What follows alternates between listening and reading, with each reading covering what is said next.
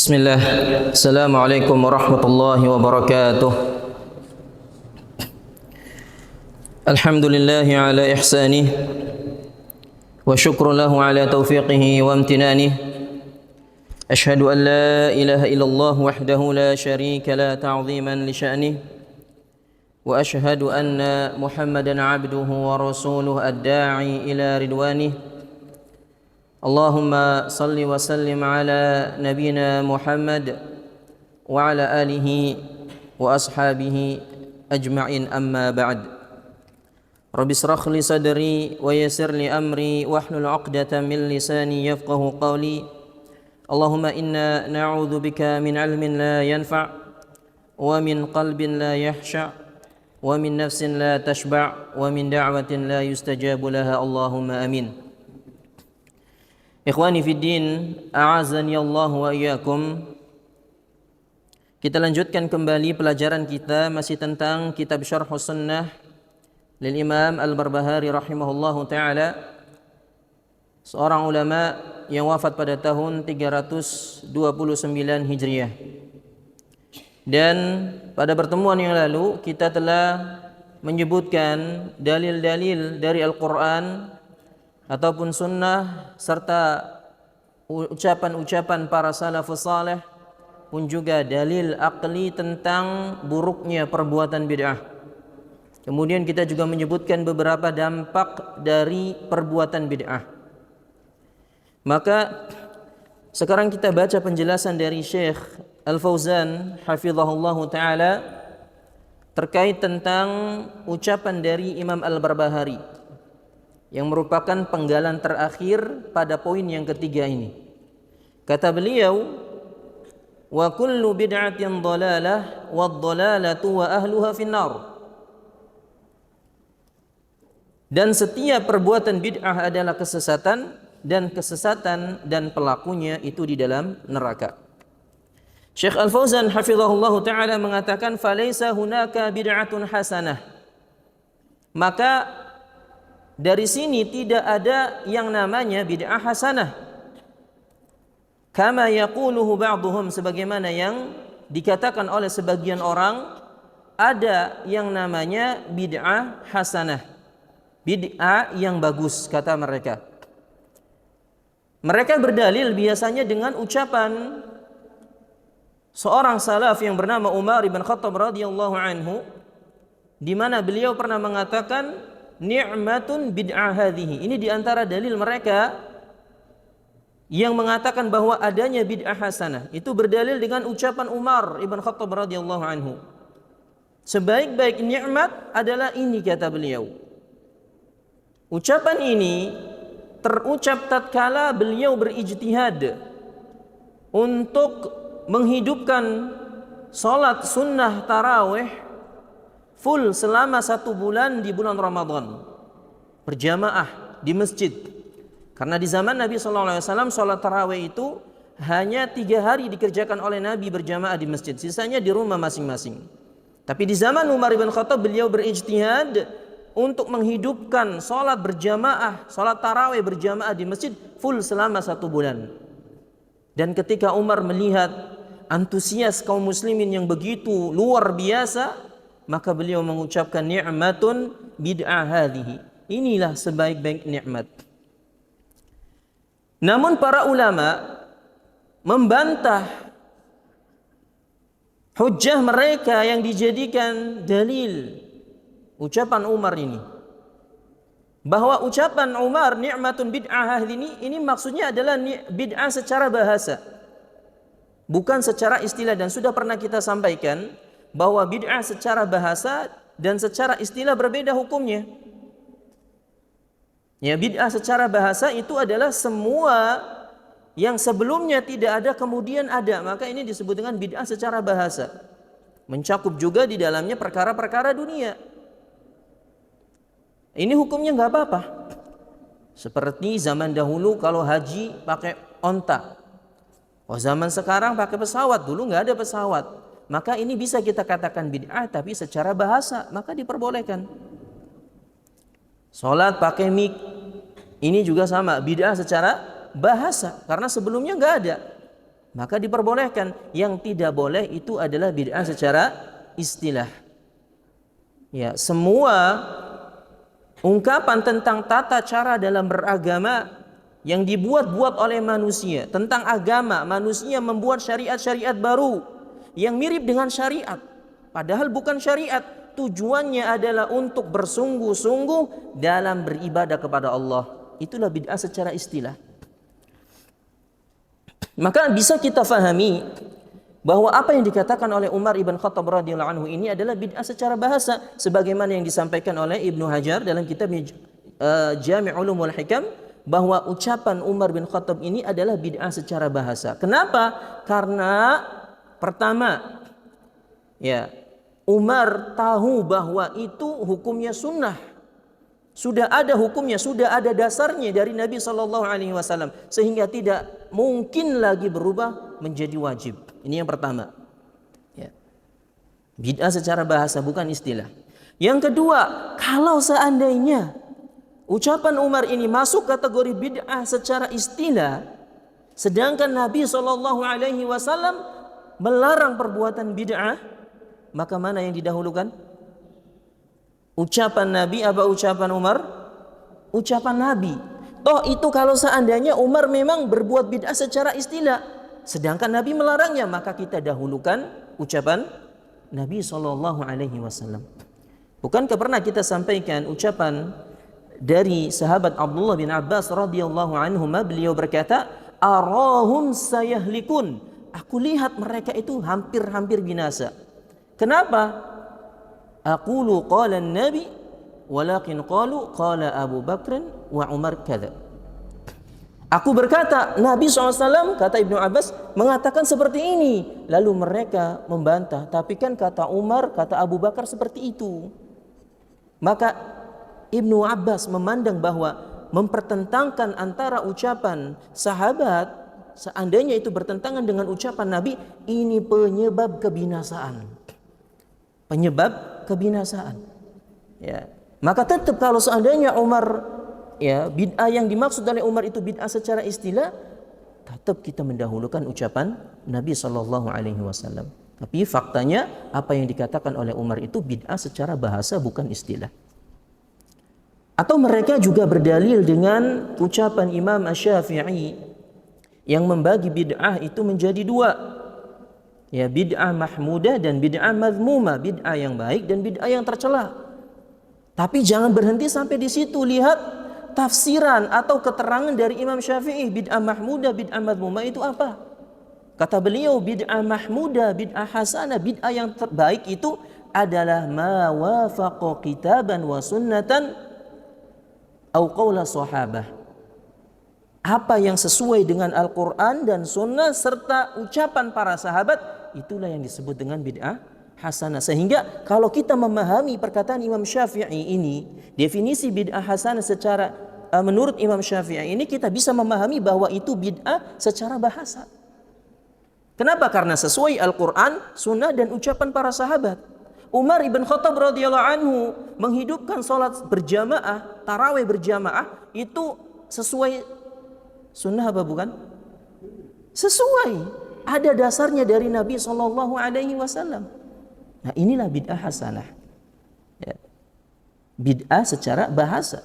Adapun bid'ah madhmumah, kata beliau, ma khalafa kitaban au sunnatan au atharu sahabah. Setiap yang menyelisihi Al-Quran, sunnah dan athar yang datang dari para sahabat, maka itulah bid'ah mazmumah, bid'ah yang tercela. Ya. Tayyib. Ikhwani fiddin azani Allah wa iyyakum, maka tidak ada yang namanya bid'ah hasanah. Kemudian kata beliau, bal bid'u kulluha dhalalah bin nassi Rasulillah SAW. Kata Syekh Al-Fauzan bahwa bid'ah itu semua sesat, ini atas dasar ucapan Nabi SAW. Ya. Kenapa dikatakan semua bid'ah itu sesat, tidak ada yang hasanah? Karena Nabi SAW yang menegaskan demikian dalam hadis riwayat Muslim. Beliau bersabda, fa inna kulla muhdatsatin bid'ah wa kulla bid'atin dhalalah. Kata beliau, semua muhdatsat, ya, semua perkara-perkara baru yang ada di dalam agama, ya, yang dibuat oleh manusia, syariat-syariat yang dibuat oleh manusia, inilah bid'ah. Dan kata Nabi, setiap bid'ah itu adalah sesat. Fal bid'u fid dini laisa fiha syai'un hasana abadan. Kata beliau, maka ya, bid'ah di dalam agama itu tidak ada yang baik selamanya. Bal kulluha dhalalah. Akan tetapi semuanya sesat. Wa hadza kalamu Rasulillah sallallahu alaihi wasallam alladzi la yantiqu 'anil hawa. Dan ini adalah ucapan Nabi sallallahu alaihi wasallam, ya, yang ketika beliau berucap, ya, tidak dari hawa nafsunya, tapi beliau berucap melainkan wahyu dari Allah Subhanahu wa taala. Dan tentunya kita percaya apa yang diucapkan oleh Nabi sallallahu alaihi wasallam. Beliau tidak mungkin mengingkari janjinya. Beliau tidak mungkin berbohong karena beliau adalah utusan Allah. Ya, dan apa yang dikatakan oleh beliau itu merupakan wahyu dari Allah Subhanahu wa taala, yang sejatinya itu adalah, ya, wahyu dari Allah. Aturan yang datang dari Allah Subhanahu wa taala yang disampaikan melalui lisan Nabi sallallahu alaihi wasallam. Kemudian qauluhu rahimahullahu taala wadh-dhalalatu wa ahluha finnar. Ini penggalan yang terakhir di poin yang ketiga. Kata beliau, ad-dhalalu wa ahlud dhalali finnari imma bikufrihim wa imma bima'siyatihim. Kesesatan serta pelakunya itu di dalam neraka, entah karena perbuatan kufurnya ataupun entah karena perbuatan fasiknya. Maka dari sini bisa kita simpulkan bid'ah itu ada dua. Ada bid'ah yang mukaffirah dan ada bid'ah yang mufassiqah. Ya, bid'ah yang menyebabkan seseorang itu kufur dan bid'ah yang menyebabkan seseorang itu fasik tapi tidak sampai kepada kufur. Kata beliau, fal bid'u laysat ala hadin sawa. Maka bid'ah itu bukan pada satu tingkatan, tapi ada tingkatan-tingkatannya. Minha, kata beliau, di antaranya, ya, adalah bid'ah yang kufur yang menyebabkan pelakunya itu kekal di dalam neraka. Jadi bid'ah mukaffirah itu adalah bid'ah yang menyebabkan pelakunya itu kufur, bahkan bisa menyebabkan kekal di neraka selama-lamanya. Contohnya apa? Kal istighatsati bil amwati wa du'ail amwat. Beliau menyebutkan contohnya seperti beristighatsah kepada orang-orang yang sudah meninggal dunia, yang meminta bantuan atau berdoa kepada orang-orang yang telah meninggal dunia. Ya. Kenapa? Karena orang-orang yang telah meninggal dunia tidak bisa lagi mendengar doa-doa kita. Orang yang sudah meninggal dunia, mereka tidak bisa mengijabah doa-doa kita. Kenapa? Karena alam mereka berbeda dengan kita. Meskipun mereka adalah orang-orang saleh, dan ini sudah pernah kita sampaikan pada risalah-risalah sebelumnya. Ya, berdoa kepada selain Allah itu ada 3. Berdoa kepada orang mati, ya, ini hukumnya haram, syirik. Ya. Kedua, berdoa kepada orang yang hidup, ya, kepada orang soleh, ya, dengan syarat hidup dan soleh. Ini diperbolehkan. Yang ketiga, berdoa kepada orang soleh, ya, yang masih hidup tapi hatinya itu bersandarnya lebih besar kepada orang soleh, maka ini haram. Tapi kalau dia meminta doa kepada orang soleh yang masih hidup tersebut, dia tetap bersandar hatinya kepada Allah dan dia hanya menjadikan sebab, maka itu diperbolehkan. Tapi kalau hatinya itu lebih dominan bersandar kepada orang soleh tersebut, maka ini hukumnya haram. Ya. Kemudian wadzabhu li ghairillah, dan menyembelih untuk selain Allah. Wan nadhru li ghairillah, atau bernazar juga untuk selain Allah. Ini diantara contoh-contoh perbuatan bid'ah mukaffirah. Ya, wa kadza nafyu asma'illahi wa sifatih. Ya, kemudian juga menafikan nama-nama dan sifat Allah, ini juga termasuk bid'ah mukaffirah. Ya, seperti, ya, apa yang dikatakan oleh orang-orang Jahmiyah. Nanti kita akan sebutkan siapa Jahmiyah itu. Ya, di antara keyakinan mereka, alladzina yajhaduna asma'a was sifat. Mereka orang-orang Jahmiyah itu mengingkari nama dan sifat-sifat Allah Subhanahu wa taala, wal a'yadzu billah. Ya, mereka mengingkari. Dan konsekuensi ketika mereka mengingkari nama dan sifat Allah, maka itu sama saja dengan mengatakan Allah itu tidak ada.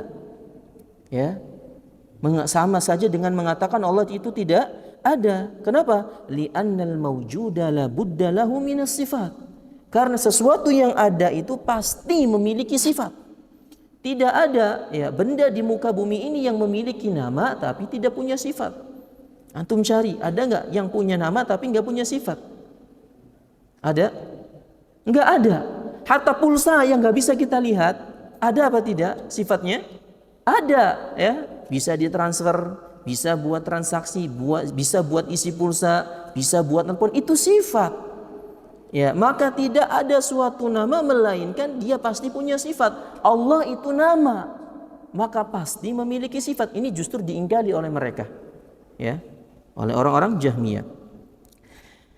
Walidzalika hakama a'immata bitakfiril Jahmiyah. Oleh karenanya para ulama sepakat ya pengkafiran kepada firqah Jahmiyah ini. Mereka kafir karena sama saja mereka itu mengingkari adanya Allah Subhanahu wa taala. Dan di antara keyakinan mereka juga di sini disebutkan mereka itu mengatakan bahwa Al-Qur'an itu adalah makhluk. Al-Qur'an yang merupakan kalamullah, yang merupakan wahyu dari Allah. Ya, itu dianggap sebagai makhluk. Mereka juga meyakini bahwa Allah itu tidak bisa berbicara. Allah itu bisu, menyamakan seperti dengan benda mati. Maka tentu itu adalah keyakinan-keyakinan yang kufur. Makanya para ulama mengkafirkan firqah Jahmiyah.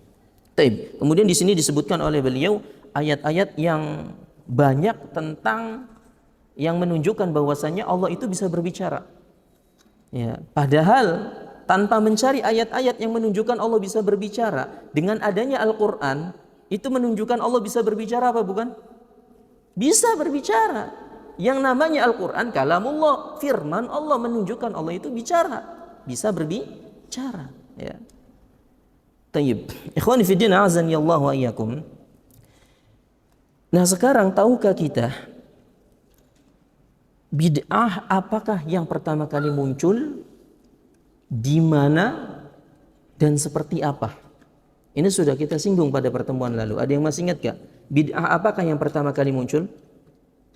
Ya, bid'ah dalam masalah akidah, yaitu bid'ahnya orang-orang Khawarij. Ya, bid'ahnya orang-orang Khawarij. Tapi tahukah kapan muncul pemahaman Khawarij ini? Kapan muncul firqah Khawarij ini yang disebutkan oleh para ulama bahwa inilah bid'ah yang pertama kali muncul? Kita urut dari zaman Nabi SAW. Apakah firqah Khawarij ini sudah ada? Ada apa belum? Ada orangnya. Siapa? Tayyib. Ya. Naam, secara kelompok di zaman Nabi belum ada. Secara kelompok ya, mereka mendeklarasikan saya kelompok Khawarij, itu belum ada. Yang ada adalah benih-benih pemahamannya. Nah, ini dikisahkan oleh Abu Sa'id Al-Khudri radhiyallahu anhu, di mana beliau bercerita, "Bainama nahnu 'inda Rasulillah sallallahu alaihi wasallam wa huwa yaqsimu qasman." Ya, kata beliau, ketika kita berada bersama Nabi sallallahu alaihi wasallam, maka Nabi tiba-tiba membagikan sesuatu. Ya, disebutkan yang dibagikan itu adalah emas. Emas yang dihadiahkan oleh Ali kepada Nabi sallallahu alaihi wasallam. Ya, kemudian Nabi membagikan kepada beberapa orang tertentu saja. Tidak semua orang yang ada di situ mendapatkan emas dari Nabi SAW. Sehingga ketika itu ada orang yang nggak terima. Ya, orang tersebut bernama Dzul Huwaisirah min Bani Tamim. Ya, namanya itu Dzul Huwaisirah dari Bani Tamim. Orang ini ngeyel, nggak terima. Ya, kenapa saya nggak dapat bagian? Makanya dia protes, ya Rasulullah, i'dil. Ya Muhammad, bukan ya Rasulullah. Ya Muhammad, i'dil fa innaka lam ta'dil. Kata dia, wahai Muhammad, berbuat adillah. Sesungguhnya engkau ini enggak berbuat adil. Maka Nabi SAW pun marah, mengatakan, wailak, idza lam akun a'dil faman ya'dil. Ya, celaka engkau kalau saya tidak berbuat adil, sedangkan saya ini adalah utusan Allah. Sedangkan saya ini adalah pemimpin kalian, lalu siapa yang akan berbuat adil, kata Nabi. Maka berdiri Umar bin Khattab radhiyallahu anhu lalu mengatakan, ya Rasulullah, i'dzan li fih fa adribu 'unuqah. Wahai Rasulullah, izinkan aku, biarkan aku memenggal leher laki-laki ini. Dia ini orang munafik, kata Umar. Tapi Nabi SAW melarangnya. Da'hu, biarkan saja. Fa inna lahu ashaban yahkiru ahadukum salatahu ma'a salatihim wa siyamahu ma'a siyamihim. Lalu Nabi SAW menjelaskan, jangan Umar, udah biarin saja. Karena sesungguhnya nanti orang ini akan memiliki kawan, orang ini memiliki teman, lahir dari keturunan-keturunan laki ini, orang-orang yang rajin beribadah.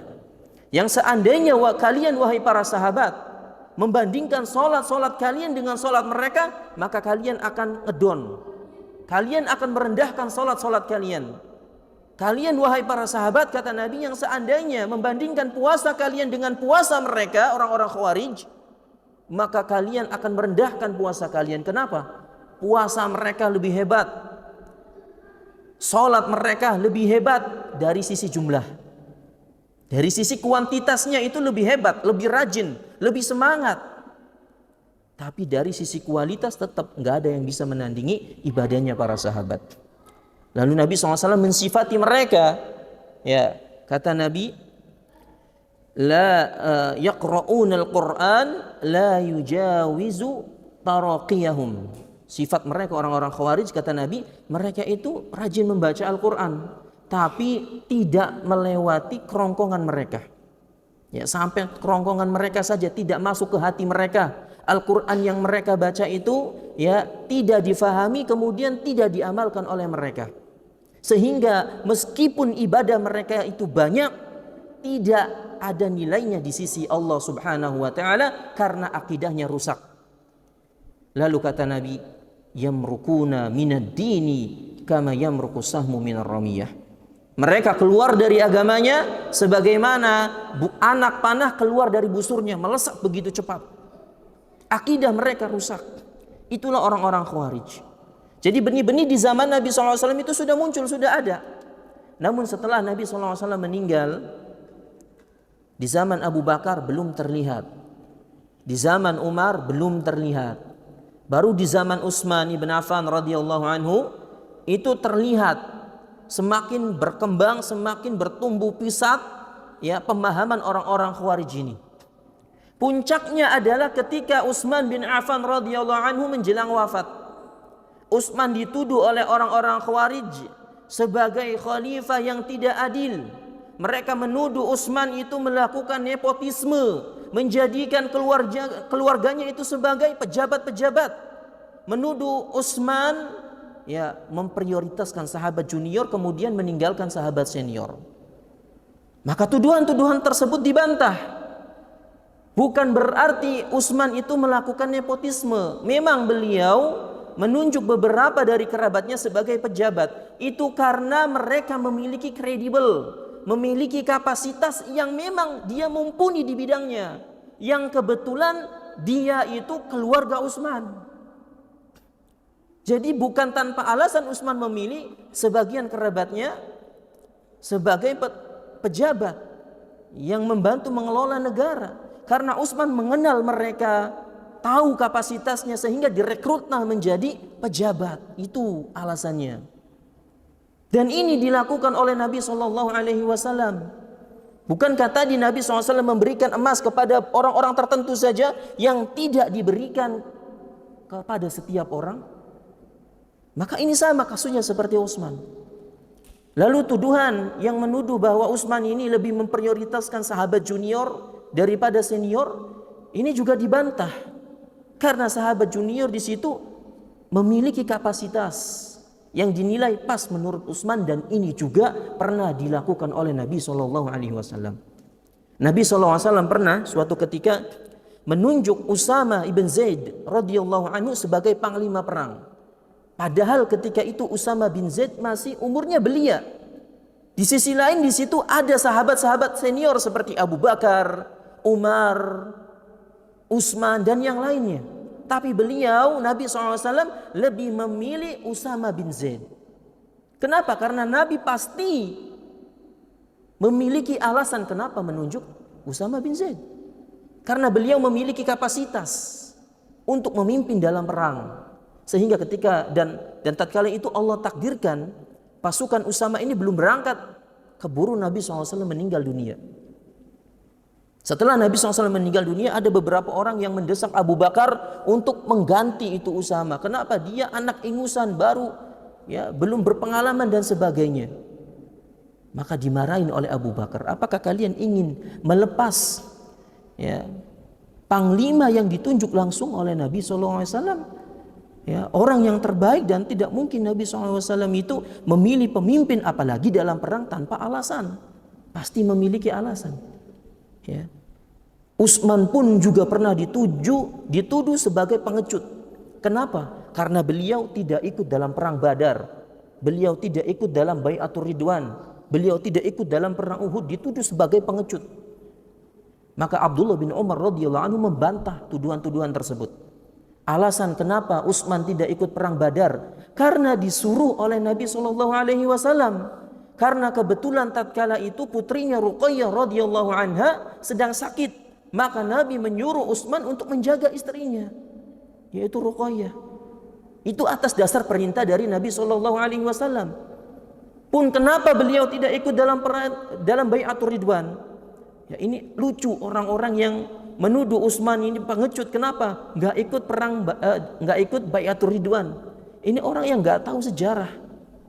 Bukankah terjadinya Bai'atur Ridwan itu gara-gara Utsman? Ya, ketika kaum muslimin pergi ke kota Mekah, Nabi SAW memilih dari sekian banyak para sahabat, justru memilih Utsman, dan ini tanda bahwa Utsman ini mulia, untuk berdialog dengan orang-orang kafir Quraisy, untuk mengabarkan bahwa kaum muslimin, Nabi Muhammad datang ke kota Mekah bukan untuk perang, tapi untuk umroh. Setelah diutus lama nggak balik-balik, sampai terdengar isu bahwa Utsman ini dibunuh. Sehingga Nabi SAW menyuruh para sahabatnya untuk berbaiat. Nah, ini kronologi terjadinya Bai'atur Ridwan. Ada isu Utsman dibunuh, Nabi SAW melakukan baiat, dan Nabi pun mewakili hadzali Utsman, ini baiatnya Utsman. Meskipun bantahan, ya, syubhat-syubhat mereka terbantah, tetap saja, ya, mereka karena memiliki kebencian, ya, hati mereka sudah diselimuti dengan kebencian, maka bukannya mereka taubat, bukannya mereka menyadari kesalahan mereka, tapi justru menjadi-jadi. Utsman juga pernah dituduh, ya, berbuat bid'ah. Kenapa? Karena membukukan Al-Quran, karena menyatukan logat-logat Al-Quran yang tadinya banyak menjadi satu. Ya. Padahal ketika Utsman radhiyallahu anhu membukukan Al-Quran, di situ banyak para sahabat, tapi tidak ada satupun sahabat yang mengingkari perbuatan Utsman. Kalaulah perbuatan Utsman ini suatu kemungkaran, pasti diingkari oleh mereka. Tapi justru yang adalah pujian-pujian, diantaranya Abu Hurairah memuji apa yang dilakukan oleh Utsman. Kenapa? Karena manfaat dan maslahatnya itu begitu besar bagi kaum muslimin. Bahkan sampai kepada kita maslahatnya. Bagaimana mungkin, ikhwah, ya, kita bisa membaca Al-Quran sedangkan Al-Quran itu berupa lembaran-lembaran, bingung kita. Tapi subhanallah, ya, berkat jasa Utsman, ya, kita bisa membaca Al-Quran dengan santai kemana-mana. Bahkan ada mushaf yang kecil yang bisa kita masukkan. Itu mudah. Ya. Tapi tetap saja mereka justru menuduh Utsman ini, ya, khalifah yang jelek dan sebagainya. Puncaknya adalah ketika di musim haji. Ketika Abdullah bin Sabah, tokoh orang Yahudi, memprovokasi kaum muslimin. Dia datang ke Kufah, dia datang ke Basra, dia datang ke Mesir, memprovokasi kaum muslimin untuk melengsarkan Khalifah Utsman, ya. Sehingga mereka bersepakat ketika musim haji datang ke kota Mekah, datang ke kota Madinah. Untuk apa tujuannya? Melengsarkan Utsman. Mereka bukan untuk berhaji tujuan utamanya, tapi untuk demo, ya, untuk melengsarkan Utsman. Pilihan mereka itu ada dua. Kamu wahai Utsman lengser atau mati. Pilihannya dua, ya. Dan subhanallah, Utsman diberikan pilihan yang tidak mungkin dipilih, ya. Beliau dihadapkan dengan pilihan untuk meninggalkan kekhilafahannya, dan ini tidak mungkin dilakukan. Kenapa? Karena beliau mengingat dengan jelas pesan Nabi SAW. Ya, Nabi berpesan kepada Utsman, la tanzi'anna qamisallahu alladhi qammasaka. Kata Nabi, janganlah engkau wahai Utsman melepaskan pakaian yang Allah kenakan kepadamu. Pakaian di sini maksudnya adalah khilafah. Sehingga beliau pun tidak mungkin, dan para sahabat pun ya membujuk Utsman agar jangan sampai dituruti itu kemauan mereka. Karena kalau seandainya dituruti itu akan menjadi sunnah sayyi'ahnya seorang khalifah. Singkat cerita, Utsman pun lebih memilih bersabar dan tidak meninggalkan kekhilafahannya. Sampai akhirnya mereka datang mengepung rumah Utsman berhari-hari. Sampai akhirnya mereka jenuh, ya, nggak ada hasilnya. Seseorang naik ke atas rumah beliau, kemudian menjebol dan akhirnya berhasil masuk ke dalam rumah Utsman. Kemudian tatkala itu dijumpai Utsman radhiyallahu anhu sedang membaca Al-Quran, sedang berpuasa. Lalu ditikamlah beliau sehingga Utsman pun syahid dalam keadaan terzalimi. Bukan hanya Utsman, keluarganya yang lain yang ada di dalam rumah itu ikut menjadi korban pembantaian dari orang-orang Khawarij. Nah, itu orang-orang Khawarij. Setelah terbunuhnya Utsman radhiyallahu anhu, mereka enggak mendeklarasikan ya membuat firqah-firqah, enggak. Mereka bubar, lari. Ya. Sampai pada akhirnya di kekhilafahan Ali bin Abi Thalib, mereka secara terang-terangan memisahkan diri dari barisan kaum muslimin. Ya, dan subhanallah ketika wafatnya Utsman, kaum muslimin diuji dengan ujian yang begitu besar. Ya, terjadinya perang Jamal, terjadinya perang Siffin, yang itu terjadi sesama kaum muslimin. Ya, fitnah yang begitu besar bagi kaum muslimin tatkala itu. Pasukan Ali berperang melawan pasukan Muawiyah. Itu subhanallah fitnah yang begitu besar. Ya. Dan sampai akhirnya terjadi tahkim. Terjadi perdamaian antara kubu Muawiyah dan kubu Ali. Nah, inilah yang menjadi alasan firqah Khawarij memisahkan diri dari pasukan Ali. Kenapa? Karena menuduh Ali itu mengambil hukum selain Allah. Tahkim yang terjadi itu dianggap Ali mengambil hukum selain Allah. Ya. Lalu mereka pergi ke sebuah tempat yang bernama Harura. Ya, jumlahnya 6.000 lebih. Mereka membuat markas di situ. Makanya nama lain orang Khawarij itu adalah Haruriyah. Ya, karena mereka tinggal di daerah yang bernama Harura. Ya, maka Ibnu Abbas radhiyallahu anhu pun geram melihat tingkah laku mereka. Beliau meminta izin kepada Ali radhiyallahu anhu untuk mendakwahi mereka. Subhanallah. Beraninya seorang Abdullah bin Abbas, dan beliau seorang ulama, mengajak diskusi, mendatangi markas mereka sendirian, diskusi dengan diskusi yang begitu panjang. Dan di antara titik poin diskusi tersebut adalah beliau meluruskan keyakinan orang-orang Khawarij, pemahaman Khawarij yang keliru, yang menganggap bahwa Ali itu mengambil hukum selain Allah. Beliau bawakan sebuah ayat dalam surat An-Nisa, fa in khiftum shiqaqa bainihima fab'athu hakaman min ahlihi wa hakaman min ahliha yurida islahan yuwafiqillahu bainahuma. Ya, kata Allah ini memberikan contoh yang kecil ya dalam sebuah rumah tangga.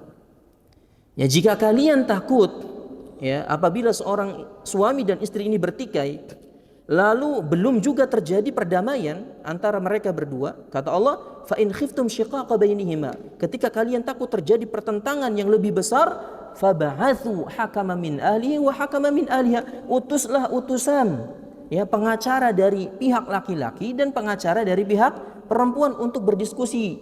Jika mereka menginginkan perdamaian, maka Allah akan memberikan taufik mereka agar bisa berdamai. Nah, ternyata metode ini itu diterapkan oleh Ali radhiyallahu anhu, di mana ketika terjadinya tahkim, Ali mengutus Ibnu Abbas, sedangkan Muawiyah mengutus Amr bin As, sehingga terjadilah tahkim, perdamaian.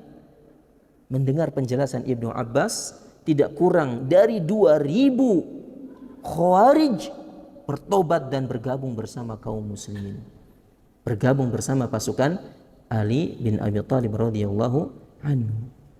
Nah, ini puncaknya. Jadi orang-orang Khawarij itu ya puncaknya itu mendeklarasikan di zaman Ali bin Abi Thalib, tapi benih-benihnya sudah ada di zaman Nabi sallallahu alaihi wasallam. Inilah bid'ah yang pertama kali muncul. Ya. Kemudian bid'ah yang kedua yaitu adalah bid'ah qadariyah yang terjadi di akhir-akhir zamannya para sahabat. Ya, siapa sahabat terakhir yang meninggal dunia? Sudah pernah kita sebutkan, ada yang masih ingat? Hah? Bukan. Abu Tufail Al-Laythi radhiyallahu anhu. Beliau meninggal pada tahun 107, ada yang mengatakan 110 Hijriah.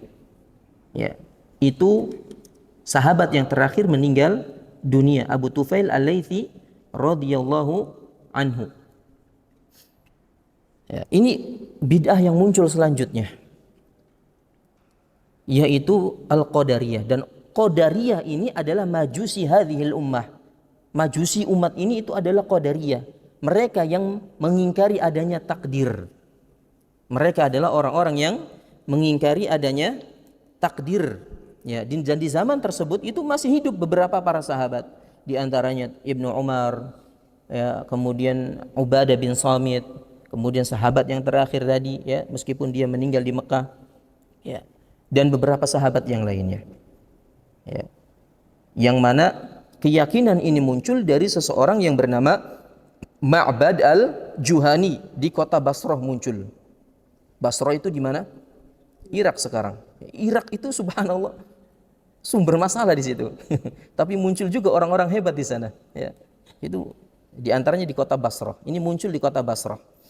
Ya, makanya ada seseorang yang bernama Yahya bin Ya'mar, kemudian Abdullah al-Himyari, ya, pergi haji kemudian bertanya kepada Abdullah bin Umar tentang keyakinan tersebut. Ya, di tempat kami ada namanya Ma'bad Juhani, ya, dia itu meyakini takdir itu tidak ada. Ya, bahwasanya apa yang terjadi di muka bumi ini itu terjadi ya dengan sendirinya saja. Terjadinya gunung, terjadinya danau dan sebagainya itu ya terjadi atas sendirinya saja, bukan bukan takdir dari Allah Subhanahu wa taala. Ya, termasuk juga masuk di dalam pemahaman ini adalah ya yang disebut dengan teori Big Bang. Pernah kita belajar ya dulu tuh bahwa terjadinya alam semesta ini karena planet itu tabrakan, karena bintang-bintang itu bertabrakan sehingga terjadilah gunung, terjadilah danau. Itu diakibatkan apa? Karena planet-planet berbenturan dan sebagainya. Tidak melibatkan kehendak Allah, tidak melibatkan takdir dari Allah Subhanahu wa taala. Bahwa itu semua adalah takdir dari Allah Subhanahu wa taala. Ya. Tapi ini diingkari oleh orang-orang Qadariyah ini. Ya. Kemudian bid'ah setelahnya adalah bid'atul irja. Bid'atul irja. Ini muncul di zamannya para tabi'in. Muncul di zamannya para tabi'in. Ya. Ya, nanti kita akan sebutkan beberapa firqah dari pemahaman ini. Ada yang dikafirkan dan ada yang tidak dikafirkan. Ya, tapi inti kesalahan mereka itu satu, sama. Ya, dari firqah-firqah yang ada, satu kesalahan mereka itu. Apa itu? La tadurru ma'al imani ma'siyah. Bahwasanya maksiat itu tidak mempengaruhi iman. Ya, ini kesalahan mereka. Kenapa? Karena mereka mengeluarkan ya amalan dari pengertian iman. Iman itu pengertiannya apa?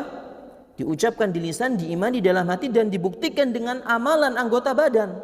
Tapi mereka mengeluarkan amalan anggota badan ini dari pengertian iman. Ya, itu kesalahan mereka. Ya, di antaranya ada firqatul murji'ah, firqatul jahmiyah yang tadi kita sebutkan, ya, pengikutnya Jaham bin Safwan. Ini mereka berkeyakinan bahwa iman itu mujarrad ma'rifah. Iman itu sekedar pengetahuan saja. Ya, kalau ada orang yang mengatakan, dia orang kafir nih. Dia mengatakan, oh orang Islam itu Tuhannya Allah. Saya tahu itu. Itu dianggap mukmin oleh Jahmiyah ini. Makanya para ulama mengkafirkan firqah Jahmiyah ini. Ya. Kemudian yang kedua adalah Karomiyah. Adalah firqah Karomiyah, pengikutnya Muhammad bin Karram. Ya, dia berpendapat bahwa iman itu an-nutqu bil lisan, sekedar mengucapkan di lisan saja, meskipun gak diimani di dalam hati, meskipun gak diamalkan dengan anggota badan, itu dianggap mukmin oleh firqah ini. Maka kalau demikian orang-orang munafik pun dia adalah mukmin, ya apa tidak? Karena secara lisan dia mengucapkan syahadat. Firqah yang ketiga, Maturidiyah dan Asy'ariyah. Mereka mendefinisikan iman itu mujarrad tasdiq, ya sekedar mengimani dalam hati saja, meskipun tidak diucapkan dalam lisan, meskipun tidak dibuktikan dengan amalan anggota badan. Itu dianggap mukmin oleh mereka. Maka kalau demikian konsekuensinya, ya iblis pun mukmin, Fir'aun pun mukmin, Abu Thalib mukmin. Kenapa? Karena dalam hati mereka mengimani adanya Allah. Tuhan mereka itu di dalam hatinya adalah Allah Subhanahu wa taala. Tapi mereka dianggap kafir. Ya, maka ini keyakinan yang keliru. Dan yang keempat adalah murji'atul fuqaha. Ini diikat dengan murji'atul fuqaha supaya pembeda dengan firqah-firqah sebelumnya. Ya, murji'atul fuqaha ini berisikan ulama-ulama fikih yang mereka keliru dalam masalah ini. Ya, dan orang yang pertama kali mengatakan ya dari kelompok murji'atul fuqaha itu adalah seseorang yang bernama Hammad bin Abi Sulaiman, gurunya Imam Abu Hanifah yang berasal dari Kufah. Ya, yang berasal dari Kufah. Hammad bin Abi Sulaiman, ya, gurunya Imam Abu Hanifah. Makanya Imam Abu Hanifah dalam masalah hal ini pun mengikuti gurunya ini. Beliau termasuk murji'atul fuqaha. Tapi ingat, murji'atul fuqaha ini dianggap sebagai ahlu sunnah wal jamaah. Tetap dianggap sebagai ahlu sunnah wal jamaah. Kenapa? Karena mereka tergelincir dalam masalah ini. Sedangkan usul-usul yang lainnya itu sama seperti ahlu sunnah wal jamaah. Dan ingat, ketika kita jumpai seorang ulama, mereka bukan malaikat, tergelincir dalam suatu bab, keliru dalam ijtihadnya, sedangkan yang lainnya itu sama plak dengan ahlu sunnah wal jamaah, maka kita hukumi dia ini ahlu sunnah wal jamaah. Kenapa? Karena dia keliru dalam berijtihad. Seperti ketika Ibnu Huzaimah rahimahullahu ta'ala, beliau ulama yang hebat, ulama ahlu sunnah wal jamaah, tapi beliau pernah tergelincir dalam kesalahan dengan mentakwil hadits surah. Ya, ketika Nabi SAW bersabda, khalaqallahu Adam min suratihi, Allah menciptakan Nabi Adam dalam bentuknya. Ada domir min suratihi, hi. Domir ini difahami oleh Ibnu Huzaimah kembali kepada Allah. Jadi Allah menciptakan Nabi Adam itu dalam bentuknya kembali kepada Allah. Benar apa salah? Salah. Ini dikritik oleh para ulama dan banyak yang mengkritiknya. Bahwa domir ha itu seharusnya kembali kepada Nabi Adam. Allah menciptakan Nabi Adam dalam bentuknya, hanya kembali kepada Adam. Karena kalau kembali kepada Allah berarti Nabi Adam sama dengan Allah, paham?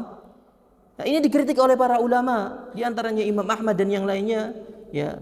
Tapi tidak ada di antara mereka yang mengatakan bahwasanya Ibnu Khuzaimah bukan ahlu sunnah wal jamaah. Enggak ada yang seperti itu.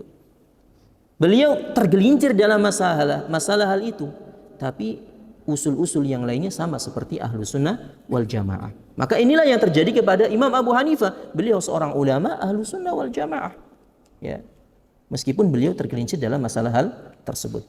Nah, itu diantara beberapa firqah dari kelompok murjiah, ya, yang bid'ah ini muncul ketika di zaman para tabi'in, ya, di zamannya para tabi'in. Kemudian bid'ah selanjutnya juga adalah bid'atul Jahmiyah. Nah, bid'ahnya Jahmiyah ini, ya, dan Mu'tazilah. Ya. Subhanallah, ikhwani azani Allah wa iyyakum. Kalau kita perhatikan bid'ah-bid'ah yang besar dalam masalah akidah itu muncul pada 4 tempat. Sebagaimana yang dikatakan oleh Syekhul Islam Ibnu Taimiyah rahimahullahu taala dalam kitabnya Majmu'ul Fatawa. Beliau mengatakan bahwasanya, ya, bid'ah-bid'ah yang besar itu muncul pertama di Kufah, Basrah, Syam, dan Khurasan. Beliau mengatakan fal Kufatu kharaja minha tasyayyu' wal irja. Di kota Kufah itu muncul 2 bid'ah yang besar. Yang pertama irja, tadi sudah kita sebutkan, yang muncul di zaman para tabi'in. Yang kedua tasyayyu', ya, Syiah. Ini juga muncul di kota Kufah. Ya, Syiah Rafidhah. Yang Syiah Rafidhah ini muncul fi qarnil awal hijri, ya di abad-abad pertama. Di abad pertama Hijriyah itu muncul firqah Syiah yang dipelopori oleh seseorang yang bernama Abdullah bin Saba, seorang laki-laki dari Yahudi. Dan ingat, Abdullah bin Saba itu tokoh nyata, bukan tokoh fiktif. Karena sebagian orang menganggap bahwa Abdullah bin Saba ini hanya tokoh karangan saja, bukan tokoh yang nyata. Dia ini tokoh yang nyata, yang menghasut kaum muslimin untuk membunuh Utsman bin Affan. Ini diantaranya Abdullah bin Saba yang merupakan pendiri Syiah Rafidhah. Ya. Naam, beliau seorang Yahudi. Ya. Kemudian diantara keyakinan orang-orang Syiah ini, ya, yang paling besar adalah taqiyah. Apa itu taqiyah? Taqiyah ini seperti nifaq. Ya, ketika mereka masih sedikit jumlahnya melakukan taqiyah, berpura-pura Islam, ya, berpura-pura seperti kaum muslimin, tapi di dalam hati mereka sejatinya membenci Islam dan membenci kaum muslimin. Sehingga ketika mereka sudah bertumbuh pesat, ya, yang merupakan mayoritas, pasti mereka akan membunuh kaum muslimin, membunuh ahlus sunnah. Dan ini terbukti di beberapa negara, seperti di negara Suriah yang mayoritasnya diisi dengan orang-orang Syiah. Apa yang terjadi? Mereka membantai ahlu sunnah wal jamaah. Itu Syiah Rafidhah. Ya. Akidah mereka juga diantaranya adalah al-ismah, meyakini bahwa imam mereka itu maksum, sama seperti Nabi SAW, bahkan melebihi Nabi SAW. Imam mereka itu tidak pernah salah. Yang ketiga, al-bada'. Keyakinan yang sesat mereka juga adalah al-bada', yaitu meyakini bahwa Allah Subhanahu wa taala itu mengetahui sesuatu yang sebelumnya belum diketahui. Jadi Allah ini tadinya belum tahu, kemudian tahu. Maka ini subhanallah, sama saja mensifati Allah Subhanahu wa taala dengan seseorang yang bodoh. Na'udzubillah, maha suci Allah Subhanahu wa taala dari tuduhan mereka. Itu al-bada'.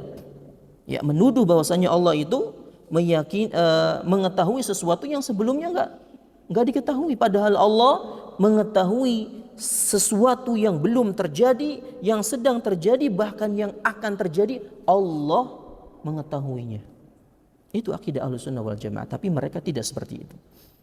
Yang keempat adalah ar-raj'ah.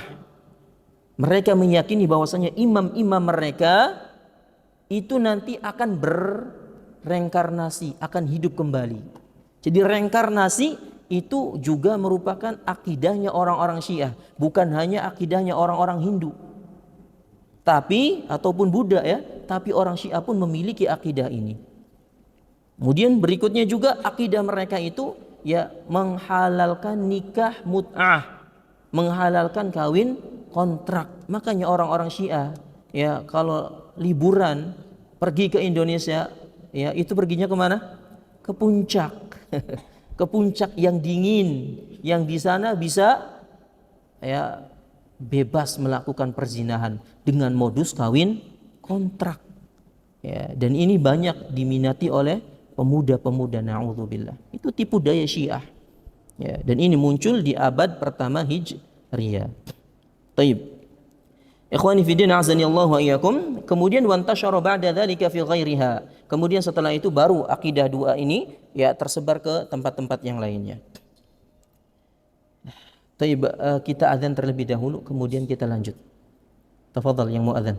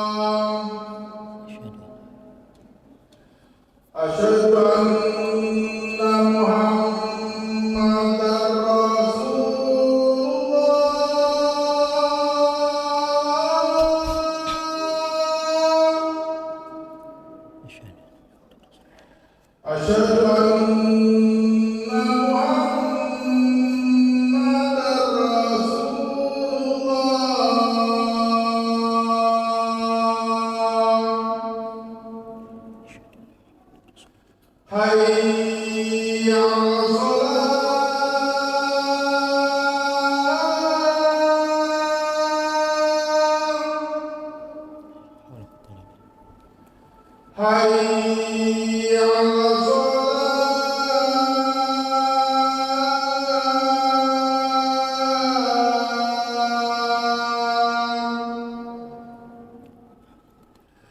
حي على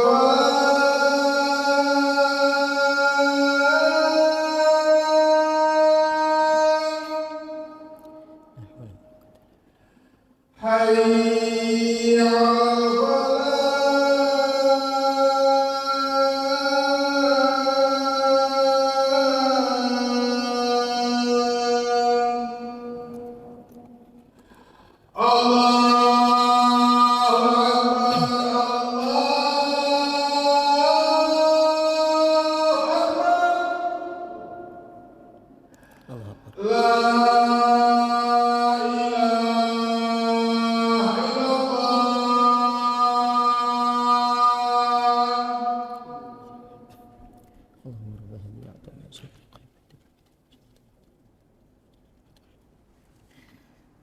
Baik.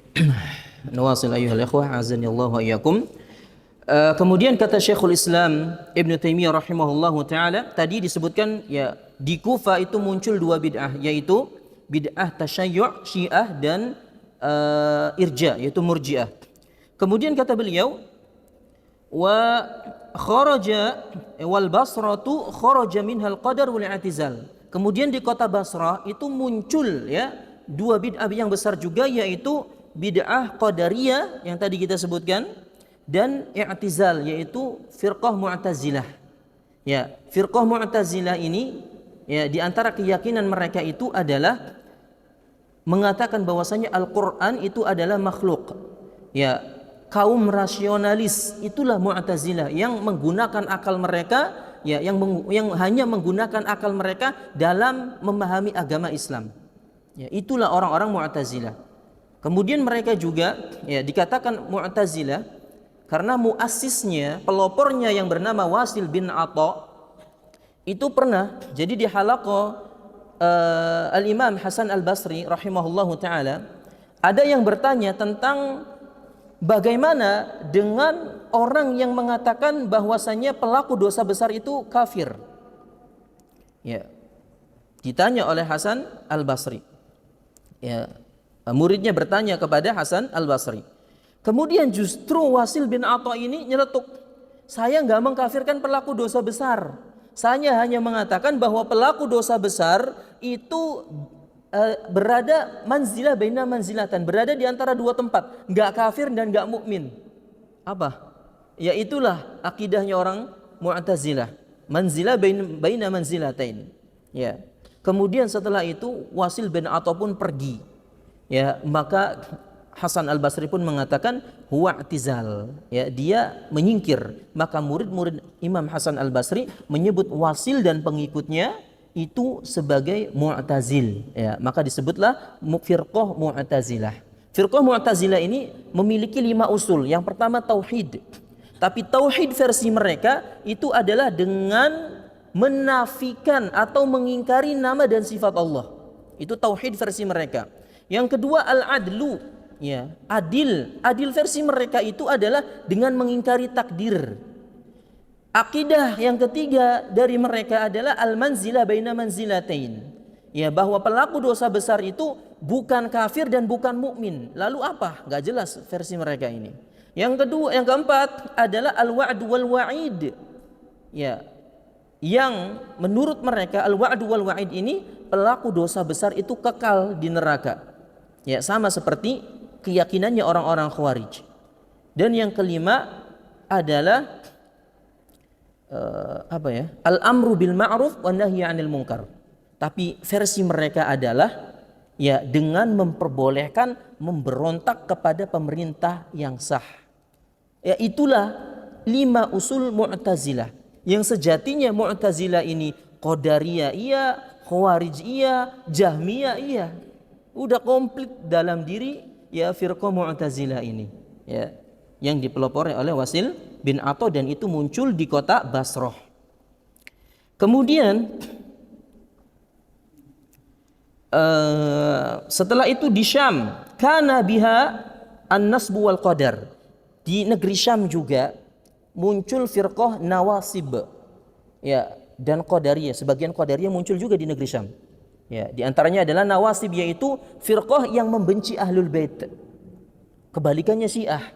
Syiah itu ghulu, berlebihan terhadap Ahlul Bait, tapi Nawasib ini benci kepada Ahlul Bait. Kemudian ammat tahajjum fa inna ma dhahara fil Khurasan. Adapun firqah Jahmiyah itu muncul di Khurasan. Khurasan itu di mana? Di Iran, ya. Muncul sumbernya pertama kali itu di Khurasan. Ya, firqah Jahmiyah ini dipelopori oleh Jahm bin Safwan. Aslinya pemahamannya sudah ada pada gurunya yang bernama Ja'ad bin Dirham, tapi dikembangkan oleh Jahm bin Safwan, sehingga penisbatan firqah Jahmiyah itu kepada Jahm bin Safwan. Ya, yang mana kalau kita telusuri, Jahm bin Safwan ini berguru kepada Ja'ad bin Dirham. Tahu siapa Ja'ad bin Dirham? Itu adalah, ya, orang yang sesatnya luar biasa. Ya, orang yang meyakini Allah itu tidak berbicara dengan Musa, yang meyakini bahwa Ibrahim itu bukan Khalilullah, orang yang sombong luar biasa seperti Fir'aun. Saking sombongnya membuat Amir di Irak tatkala itu jengkel kepada si Dirham ini, ya, si Ja'ad bin Dirham ini. Ya, ketika di hari raya di Idul Adha, Amir Irak yang bernama Khalid bin Abdullah Al-Qasari rahimahullah pernah berkhutbah di hadapan manusia, ayyuhan nas duhu taqabbalallahu duhayakum. Kata beliau, wahai manusia, sekarang di hari ini berkurbanlah, semoga Allah menerima kurban-kurban kalian. Fa inni mudhahi bi Ja'd bin Dirham, dan aku awali hari ini berkurban dengan Ja'ad bin Dirham. Ya, artinya apa? Ja'ad bin Dirham ini gurunya Jahm bin Safwan ini dijadikan korban di hari raya kaum muslimin oleh Khalid bin Abdullah Al-Qasari, Amir Irak tatkala itu. Dia dieksekusi, dijadikan korban. Kenapa? Karena saking sesatnya. Yang ternyata Ja'ad bin Dirham ini punya guru yang bernama Aban bin Sam'an. Aban bin Sam'an punya guru namanya Talut. Ya, tapi bukan Talut yang sering kita dengar, ya. Talut ini punya guru namanya Lubaid bin A'sam. Kenal siapa Lubaid bin A'sam? Orang Yahudi yang pernah menyihir Nabi SAW. Ya, jadi dari silsilah memang mereka sesat semua. Makanya kata para ulama, ini adalah silsilah syaitoniyah, antek-anteknya setan. Ya, kenapa? Karena mereka ujung-ujungnya berguru kepada orang yang pernah menyihir Nabi SAW, orang Yahudi. Ya, itulah firqah Jahmiyah. Yaitu muncul di mana? Di Khurasan. Amma kata Syekhul Islam, amma al-Madinatul Munawwarah falam takhruj minha bid'ah fi usuliddin qat. Adapun di kota Madinah itu enggak muncul, ya, benih-benih bid'ah dalam perkara agama. Ya, dalam akidah itu enggak ada yang muncul di kota Madinah. Ya. Kata beliau, fakanat salimatun min dhuhuri hadhil bid'ah. Ya, kota Madinah aman, bersih, ya, dari bid'ah-bid'ah yang tadi kita sebutkan. Nah, itulah, ya, bid'ah-bid'ah yang berbahaya, yang sangat diwanti-wanti oleh para ulama untuk dijauhi, ya. Ada juga namanya bid'ah Jabariyah, firqah Jabariyah, ya, yang mengatakan bahwasanya manusia itu enggak punya kehendak, manusia itu semuanya diatur oleh Allah. Ya, kita ada di sini itu Allah yang ngatur, bukan atas kehendak kita. Padahal yang benar bahwa manusia itu juga diberikan kehendak. Allah berfirman, "Wa ma tasya'un illa ayyasha Allahu rabbul alamin." Kalian, ya, berkehendak, tapi kehendak kalian itu atas kehendak Allah Subhanahu wa taala. Artinya Allah memberikan kehendak kepada kita. Ya, semua yang terjadi kepada diri kita ini adalah atas kehendak Allah Subhanahu wa taala. Tapi orang-orang Jabariyah, ya, ini lawan dari Qadariyah. Kalau Qadariyah tadi, semua yang terjadi ini tidak ada sangkut pautannya dengan Allah, tapi kalau Jabariyah itu semua yang terjadi dalam diri kita ini itu semua atas kehendak Allah. Kita itu enggak ada sangkut pautnya. Ya, manusia itu tidak memiliki kehendak, ya. Taib. Perhatikan statement terakhir dari Syekh Al-Fauzan yang perlu kita pahami baik-baik. Kata beliau, ya, ketika menyebutkan firqah-firqah yang tadi kita sebutkan, di antaranya firqah Jahmiyah, kata beliau, lidzalika kaffara katsirun minal a'immati a'immil Jahmiyah. Oleh karenanya kebanyakan para ulama itu mengkafirkan pentolan-pentolan Jahmiyah. Kenapa? Karena sudah sampai hujah kepada mereka. Duna muqallidihim wa atba'ihim alladzina lam yatabayyan lahumul haqq. Ya, tanpa mengkafirkan pengikut-pengikut mereka yang belum sampai hujah kepada mereka. Tidak dikafirkan pengikutnya kalau seandainya pengikutnya itu belum sampai. Kenapa? Karena mereka itu cuma ikut-ikutan. Ya, cuma ikut-ikutan. Pun juga dengan beberapa kaum muslimin yang terjerumus ke dalam bid'ah mukaffirah, ya, yang mereka hanya ikut-ikutan, maka dia tidak dikafirkan. Kenapa? Karena belum sampai hujah kepada mereka. Ya, maka tugas kita ini ya menyampaikan nahi mungkar, mengingkari setiap kemungkaran yang kita dapatkan. Kemudian kata beliau, wa inna maqalladu 'anil jahal, karena mereka itu hanya ikut-ikutan karena kebodohan mereka. Fahaula'i fihim nadhar, maka mengkafirkan pengikutnya yang belum sampai hujah kepada mereka, ini perlu di cross check kembali. Ya, perlu diteliti kembali. Ya, tidak dikafirkan. La budda minal bayani lahum, harus sampai penjelasan kepada mereka dengan detail. Wa fa in asarru fa innahu yuhkam bi kufrihim, tapi ketika seandainya sudah disampaikan kepada mereka hujjah, sudah terpenuhi syarat-syaratnya, ya, tapi mereka tetap pada pendirian mereka, maka mereka juga dihukumi kafir sebagaimana pentolan-pentolan mereka. Taib, wallahu a'lam bishawab. Ini saja yang bisa kita sampaikan. Na'am.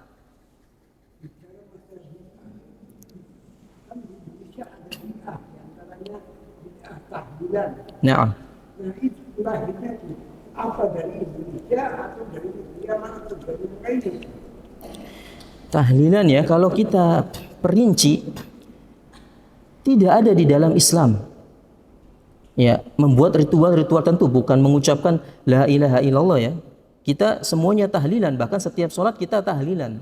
Ya, mengucapkan kalimat la ilaha illallah. Tapi melakukan ritual-ritual yang dilakukan setelah hari kematian, maka ini dari mana sumbernya? Ya, dan ingat, ikhwah azani Allah, ini penting. Untuk mengetahui perbuatan itu bid'ah atau tidak, harus difahami 3 hal. Pertama, ketika Nabi SAW tidak melakukan di zaman itu, kemudian ada di zaman sekarang, bisa jadi Nabi tidak melakukannya karena ada penghalangnya. Apa berupa penghalangnya? Bisa jadi Nabi SAW tidak mampu melakukannya, ataupun bisa jadi penghalangnya Nabi takut diwajibkan. Seperti tadi ya, sholat taraweh. Nabi sholat taraweh hanya 3 malam berjamaah di masjid, sisanya sendiri-sendiri. Kenapa? Karena takut diwajibkan atas kaum muslimin, sehingga hukumnya berubah menjadi sunnah. Ini yang pertama. Yang kedua, Nabi SAW tidak melakukan. Kenapa? Karena belum ada pendorongnya atau belum dibutuhkan. Kemudian setelah Nabi meninggal ternyata dibutuhkan, seperti adanya ilmu sharaf, ya, adanya ilmu nahu, ya, adanya pemberian titik dalam Al-Quran. Zaman dahulu nggak ada titik-titiknya. Ada titik-titik dalam Al-Quran itu secara bertahap. Ya, itu ada di zaman Ali bin Abi Thalib. Nah, di zaman Abi Thalib ini banyak orang-orang ajam ya masuk Islam, kemudian bingung baca Al-Quran, maka Ali pun berijtihad memanggil ahli nahu untuk memberi titik. Pun juga dengan ilmu sharaf, ilmu nahu. Kenapa? Karena di zaman Ali sudah dibutuhkan. Ya, ini nggak tercela. Yang pertama nggak tercela, yang kedua juga nggak tercela. Tapi yang ketiga, Nabi tidak melakukannya karena sudah ada pendorongnya. Ya, tapi tetap Nabi tidak melakukannya. Sudah ada pendorongnya, tidak ada penghalangnya, tapi tetap Nabi SAW tidak melakukannya. Maka inilah yang dimaksud bid'ah oleh Nabi yang tercela. Misalnya, ya, kalau mengubur orang meninggal dunia diadzani, di zaman Nabi ada enggak? Nabi berapa kali menguburkan orang yang meninggal, tapi enggak ada satu riwayat pun ada sahabat yang adzan. Di zaman sekarang kok ada? Pertanyaannya, apakah Nabi ya tidak mampu melakukannya? Mampu apa tidak? Mampu. Sudah ada pendorongnya. Tidak ada penghalangnya. Nabi pun juga nggak ada penghalang melakukannya, tapi tidak dilakukan oleh Nabi. Terus di zaman sekarang ada, maka ini bisa masuk bid'ah yang ketiga ini yang tercela. Pun juga sama. dengan melakukan ritual-ritual setelah kematian. Nabi mampu nggak melakukan demikian? Ada penghalangnya atau tidak? Enggak ada. Sudah ada pendorongnya? Sudah ada. Nabi mampu melakukan demikian, tapi tetap tidak dilakukan oleh Nabi. Ya, sehingga ya itu termasuk perbuatan yang tercela. Ya. Ya, ini dari dalam Islam sudah tidak ada. Kalau dari Islam saja sudah tidak ada, maka bisa dipastikan ya itu mengambil perbuatan dari selain Islam. Ya. Ya kayak gitu intinya. Jadi pahami baik-baik 3 tadi untuk memahami apakah perbuatan ini termasuk bid'ah atau bukan. Ada yang ingat? Pertama, apa tadi? Nabi tidak melakukannya karena ada penghalangnya. Apa? Berupa ketidakmampuan Nabi ataupun berupa takut diwajibkan atas umatnya. Seperti tadi sholat tarawih. Yang kedua, Nabi tidak melakukannya karena belum ada penghalangnya, karena belum ada pendorongnya. Belum dibutuhkan tatkala itu, makanya Nabi nggak melakukan. Seperti kenapa di zaman dahulu nggak ada ilmu nahu, wong semuanya itu fasih dalam bahasa Arab. Kenapa nggak ada titik dalam Al-Quran? Karena di zaman mereka menghafal Al-Quran dalam hati-hati mereka, sehingga belum dibutuhkan. Tapi di zaman Ali bin Abi Thalib melihat sudah dibutuhkan, maka beliau berijtihad untuk memberi titik dan harokat, ya, membuat ilmu nahu dan sebagainya. Dan yang ketiga, ya, yang 1, 2 nggak tercela. Yang ketiga, sudah ada pendorongnya, tidak ada penghalangnya, tapi kok tetap Nabi tidak melakukannya. Maka ini tanda besar kenapa Nabi tidak melakukannya.